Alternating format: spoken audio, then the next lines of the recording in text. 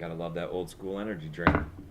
Hey there, how you doing today? Thanks for joining me for another episode of Bitcoin and Coffee. I'll be your host, Eugene Forrest. So, what are we looking at with the cryptocurrency market? Well, right now, it looks like we're having a little bit of healthy correction going on right now.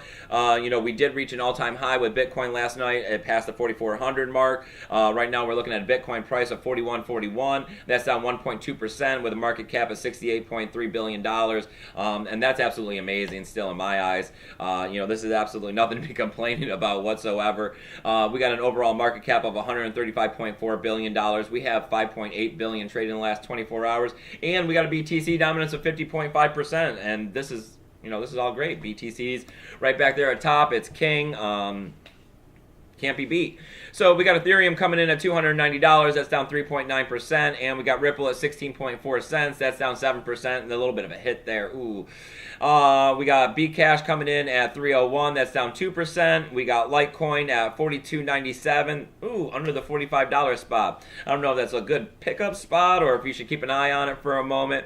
That's down 6.5%. We got NEM coming in at 23.7 cents. That's down 6.3% as well. We got Dash coming in at $197. That's down 2%. We got Ethereum Classic at $13.70.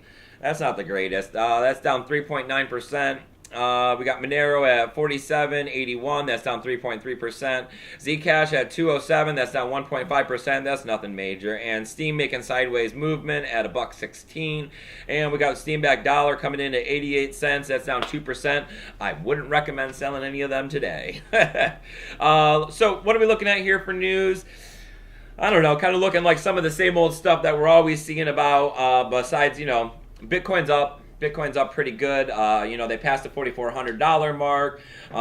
It's mostly being pumped by the Asian markets right now. That seems to be a lot of standards. The Asian markets are usually pumping Bitcoin. Is this due to segregated witness or the contentions that are happening over in, Asia and all of that with Korea? I'm not quite sure. We had talked about that slightly on yesterday's episode, but right now, what's being mentioned is that we passed the 4,400 mark, which means that we had a market cap of $70.6 billion, which is higher than what PayPal is. PayPal has a market cap of $70.2 billion, and I remember back when Bitcoin was around the $1,000, $1,500 mark, it was, big news that was coming up that people were saying, let's compare it to PayPal, and it's, never really going to be there. Well, here we are in just a short amount of time, reaching the same level as PayPal for a market cap, showing that, Bitcoin is far superior than PayPal. It's just going to take a little while for, this to actually grow into what it is. And it's, mostly because it's not what PayPal is. It's going to be so much bigger than what PayPal is.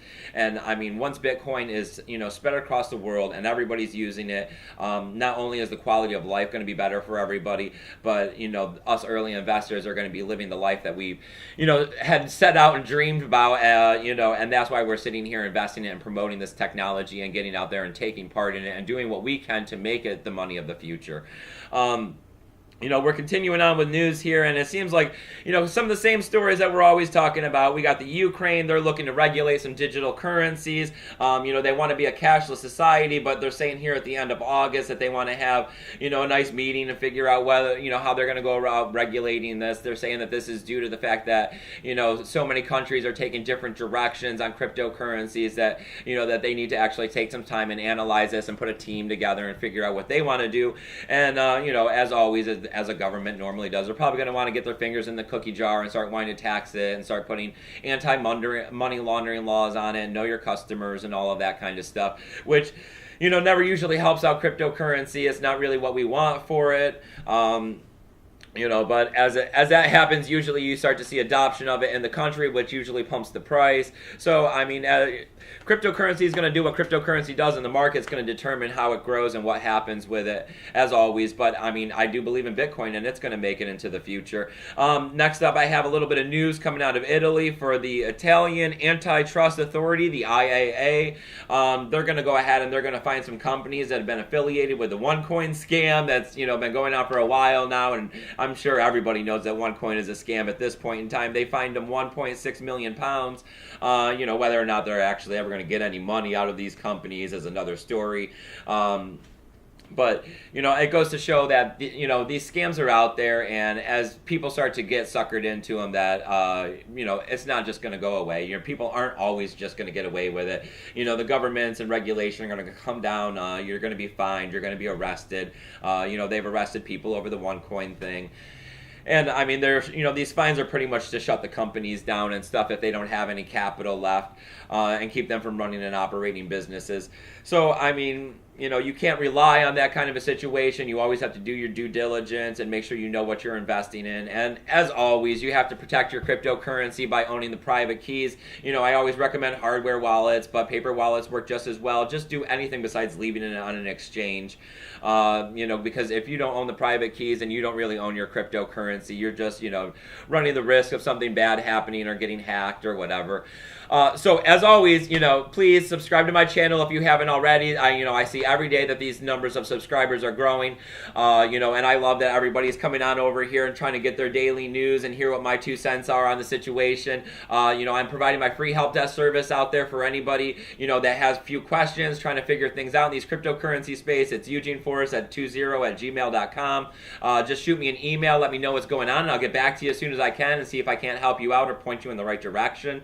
As always, I have links and tools down there below to help you make better Steam posts, help you navigate these cryptocurrency markets, get free BTCs, Litecoin, doggies. Just every little bit counts, right? You never really know what this stuff's gonna be worth in the future, and every single drop in the bucket will eventually get the bucket full. And as I keep saying, totally unfunded here. I do this out of, as a hobby and my own free time. So I have donational addresses down there. If you got extra cryptocurrency, toss a little my way to help pay for, the content that I'm trying to create here. If you don't have extra cryptocurrency and you're in Genesis Mining, I have a 3% discount code. And you can always use that as a way to give me a little kickback to help out here, which I greatly appreciate when you do that. And there's also Steemit. I'm on Steemit. I'm posting my content. If you're not on Steemit, you should probably get over there, see if you can't pick up some free cryptocurrency. And if you're on there, I would greatly appreciate if you went over and upvoted my post. It's a great way to help me out here, because I'm always just trying to collect this cryptocurrency, store away for my retirement. And as always, you guys, remember, keep your BTC safe.